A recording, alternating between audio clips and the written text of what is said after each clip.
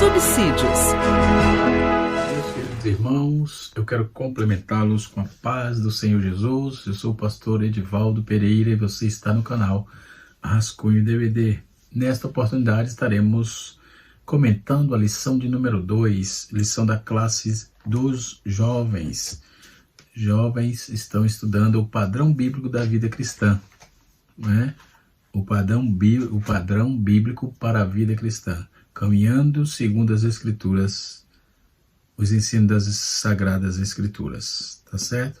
O comentarista é Alexandre Coelho, né? Estaremos conhecendo um pouco sobre Deus, né? Deus existe? O que é cosmogonia? O que é cosmologia? O que é ontologia? Quais os argumentos desses pensamentos? Deus é ou Deus existe? Estas e outras perguntas responderemos agora no canal Rascunho da IBD, tá certo? E nesta oportunidade, como já disse, aqui está a nossa lição. Estamos estudando essa lição, esse assunto aqui, ó, o padrão bíblico da vida cristã, tá bom?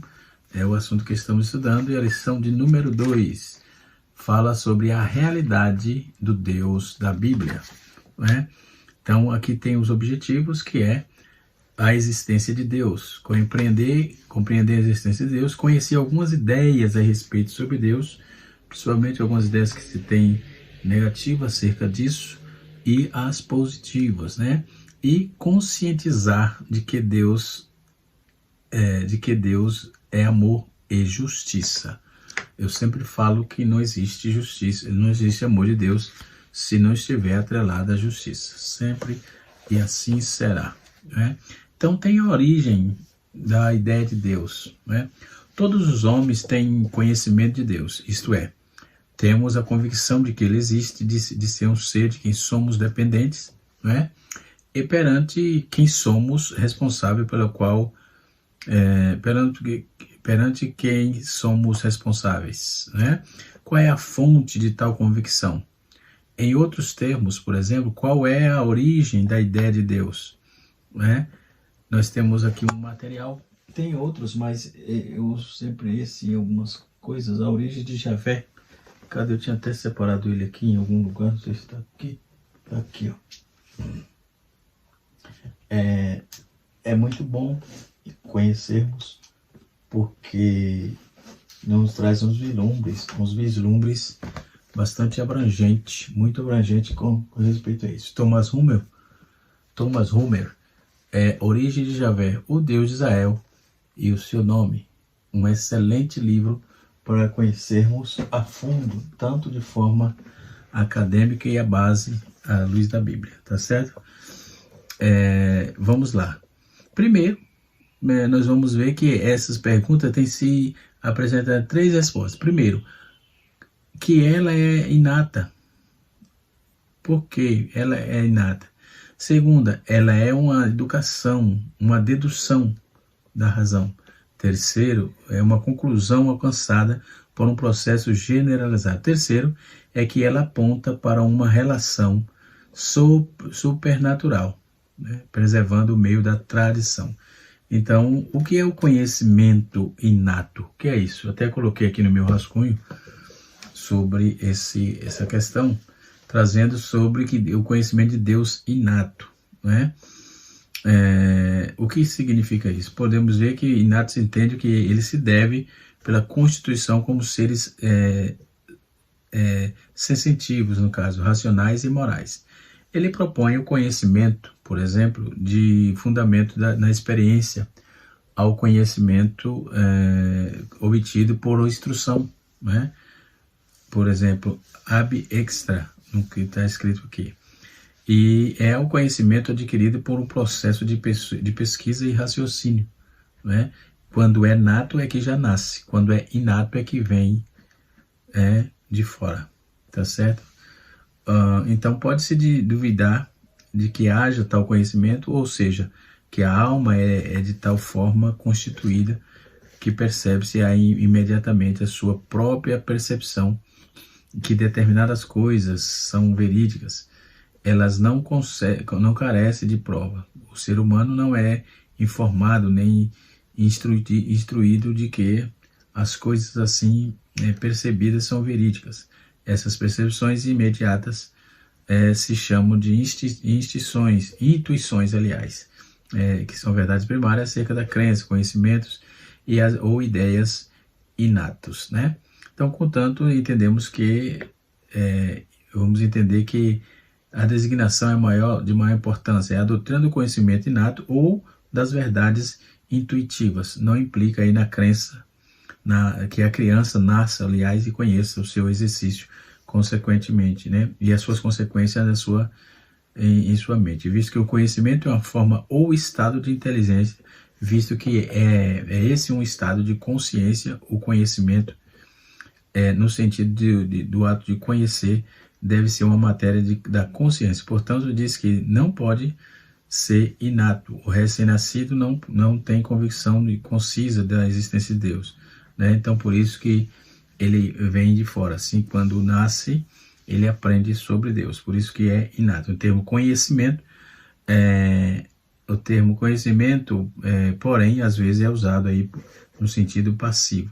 Uma pessoa que sobre o que jaz adormecido em sua mente, a maior parte do nosso conhecimento nesse estado. Todos os fatos da história armazenados na memória, elas estão fora do domínio da consciência, até que a mente se desperte para eles, né?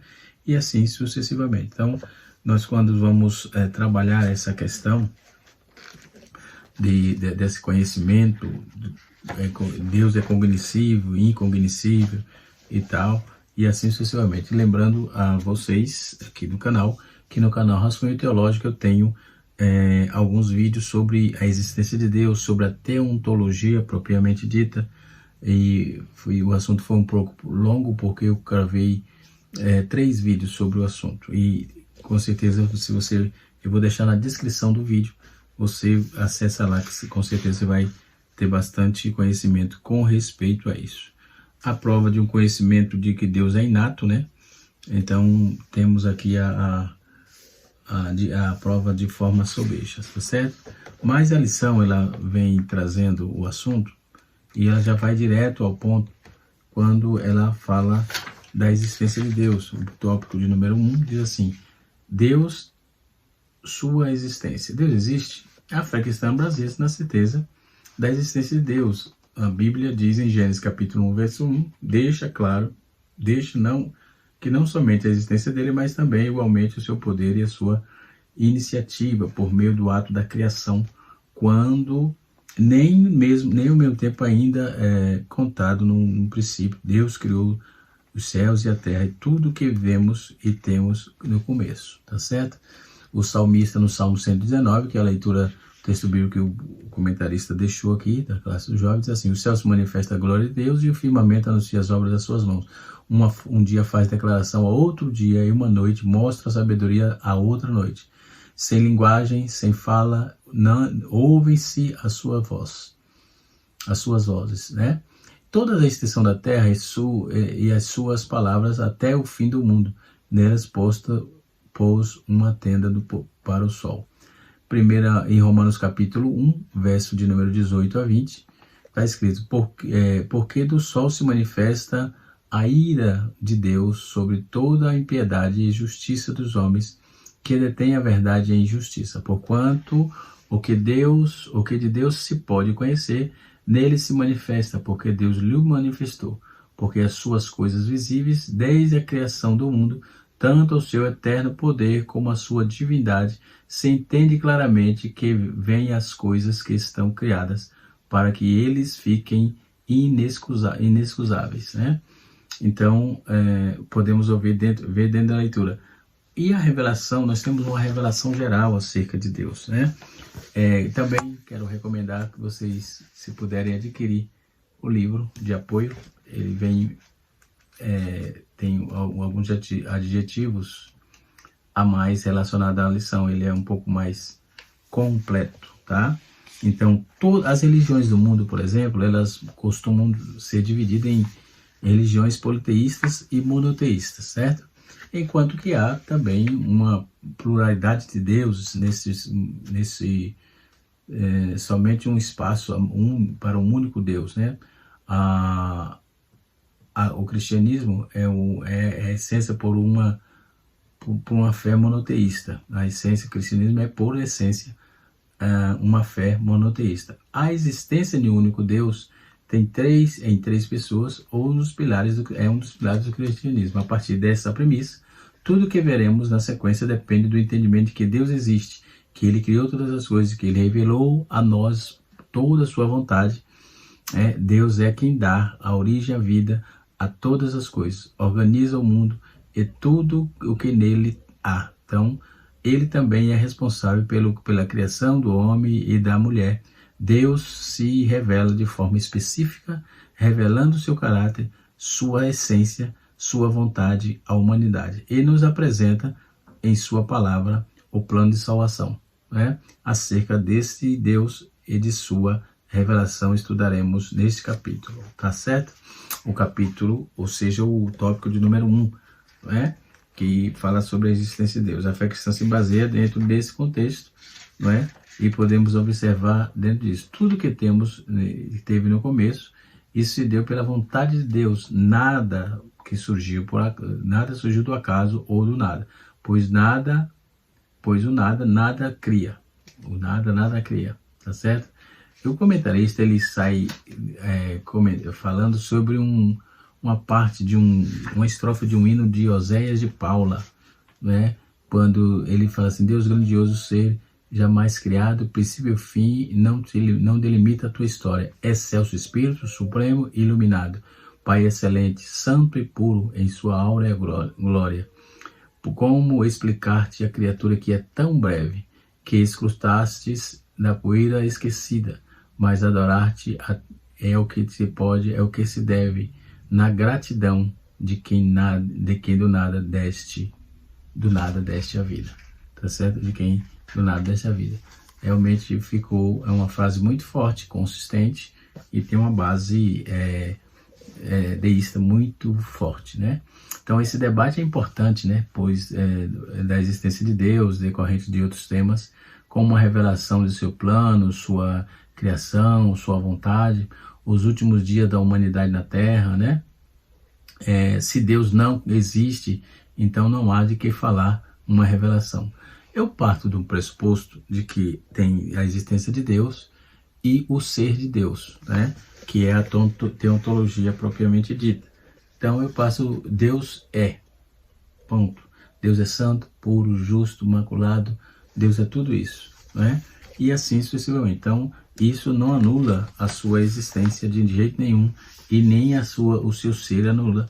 Pelo contrário, só corrobora e só dá consistência a tudo que a igreja prega, que o povo prega, que os israelitas pregam, que a humanidade crê, busca, Então a humanidade, se quer ou não, vai ter que entender, porque o sol manifesta a glória de Deus e o firmamento anuncia as obras das suas mãos. Dentro disso, nós temos o argumento ontológico, Nós temos o argumento cosmológico, nós temos também a questão do argumento teleológico, Isso eu quero, antes de terminar a lição, trabalhar essas propostas aqui, porque é interessante para nós e para o nosso conhecimento, Podemos observar o quanto Deus, dentro de toda a proposta, que nós temos e ouvido falar, cremos e obedecemos dentro da sua palavra. A crença em Deus, ela se faz necessária. É necessário se crer em Deus, tá? Deus, o conhecimento de Deus, ele, além de tudo, é universal. O primeiro testemunho da Escritura, da Bíblia, a Bíblia assevera que o conhecimento de Deus é, neste caso, universal. Ela faz isso diretamente por implicação necessária. E o apóstolo, ele assevera que Paulo diz assim, que temos o direito acerca dos pagãos sem limitações, como aqueles que possuem conhecimento de Deus, e que tal conhecimento tanto exprime a impiedade quanto deixam sem justificativa a sua imoralidade. Portanto, tendo conhecimento de Deus, ele diz, não o glorificou como Deus, né? Romanos capítulo 1, versículo de número 19 e 21, né? Então, quando nós vamos ver as objeções que se tem e todas essas demandas, nós vamos ver que o Senhor sai em todas as esferas vencedor, tá certo? Não tem como negar, é um fator inegável, então não tem muito o que se falar sobre isso, tá certo? Depois nós temos, podemos observar sobre essa questão do conhecimento dentro do contexto teísmo, que é uma doutrina que o teísmo é uma doutrina de um Deus extraterreno, pessoal, criador, preservador, governador do mundo. Então é os desígnios de todos os argumentos sobre este tema, mostra aí o fato de que nos cerca assim os fatos da consciência, que cercam de hipóteses da existência de Deus, de tal ser, e os argumentos usualmente são enfatizados sobre este tema, são os ontológico, cosmológico e teleológico, e o moral. 4 temas. O argumento ontológico, ele é um argumento metafísico, a priori, destina-se a mostrar que o objetivo real da existência de Deus se acha envolvido na própria ideia desse ser, de Deus, né? Então, comumente é elaborado aí para incluir todos os argumentos que não são a posteriori, ou seja, porque não procede do feito para a causa, portanto ele tem sido apresentado aí em diferentes formas, né? As principais delas são as seguintes. Primeiro, ele é apresentado por Anselmo com em seu Monologium, né? Uma das sobejas definitiva pelo seu Prosologium, né? Que é o argumento subsequente desse item, né? Aquele que existe, ou seja, in re, é o maior que aquilo que existe apenas na mente. Então temos a ideia de um ser infinitamente perfeito, né? Mas a existência real está totalmente incluída na perfeição infinita, porque a existência real é uma perfeição, se Deus é uma perfeição, e se Deus não é de fato existente, então podemos conhecer um ser maior que Deus, é isso? Eis a questão, né? Então, para os antideístas, vão passar mal. Suas palavras, por exemplo, são de cunho bastante consistente, então desse argumento presume-se que a existência é da natureza de uma perfeição. Entretanto, ele nada acrescenta à ideia. A ideia em si pode ser completa, né? E assim sucessivamente. Então, dentro do argumento cosmológico, nós vamos encontrar a razão. O segundo ponto, que é o argumento de Descartes, por exemplo, o argumento de Descartes, ele consistia dessa forma: temos a ideia de um Deus, de um ser infinitamente perfeito. Deus infinitamente perfeito. Nós vamos ver outro argumento, que é o argumento do Dr. Samuel Clecque, né? Ele vai dizer assim: igualmente distinguimos todo como matemático, linguístico e metafísico. Publicou um livro em 1705, né? 1705, por sua celebrando, demonstrando o ser e dos atributos de Deus, o qual tange do ser de Deus, e seu argumento é a priori. Nada se diz é necessariamente existente, cuja não existência é concebível. Podemos então conceber a não existência do mundo. Se Deus não existe, não existiria o mundo. Portanto, o mundo não é necessariamente existente e eterno. Podemos assim, contudo, conceber que não existe a não existência do espaço e da duração. Portanto, o espaço e a duração são necessárias e infinitas. São necessários e infinitos, né? O espaço e a duração, contudo, não são substancialmente ou substância. Portanto, deve haver uma substância eterna, né? E isso é necessariamente Deus, propriamente dito Deus. Então, a priori e a posteriori, sempre Deus, né? Outra visão muito interessante é que Deus é perfeito, é infinito e tem as suas bases dentro de si mesmo, né? O outro argumento interessante que é o argumento cosmológico. Lembra que eu fiz essa pergunta? Esse argumento, esse princípio, se fundamenta dentro de uma causa suficiente, né? É o silogisticamente declarado aí. O argumento fica assim muito claro. Todo perfeito deve ter uma causa adequada. Todo efeito, aliás, não perfeito não. Todo efeito deve ter uma causa adequada. O mundo é efeito, portanto, todo mundo deve ter sido a causa de si mesmo, adequada para dar razão à sua existência, né? Depois nós temos a causação, a convicção da necessidade da causa, não é? E assim sucessivamente. Então, outro argumento interessante é o argumento histórico, o argumento geológico, e nós vamos observar que dentro da filosofia as bases são muito consistentes dentro de todo o contexto sobre a existência de Deus, tá certo? Depois nós temos o teleológico, a sua natureza. Quando vai trabalhar isso aí, argumento teleológico fala da natureza de Deus. Este argumento também admite ser expresso em sua silogia, em seu silogismo, no caso, silogística, no caso, um desígnio, pressupõe aí um designador. Toda parte do mundo exibe as marcas do desígnio. Então, portanto, o mundo deve, por desígnio, sua existência a um autor inteligente. É isso que fala dessa questão aqui. Primeiro, por desígnio se pretende, primeiro, a seleção de um fim a ser alcançado. Segundo, a escolha de meios adequados para a sua consecução. Terceiro, a aplicação real desses meios para a concretização do fim pressuposto, né? Do fim proposto. E assim sucessivamente. Então, são argumentos filosóficos que sustentam toda a base, né, da existência de Deus, tá certo? E depois nós temos as objeções, que não vai dar tempo de falar, que alguns se diziam pensadores e fez algumas objeções, né? E assim sucessivamente. Então nós não vamos ter tempo para falar devido à exiguidade do tempo, que senão um vídeo fica muito longo, né? Muito extenso. E assim sucessivamente. Então esses argumentos são argumentos consistentes com respeito à ideia e à existência de Deus, tá certo?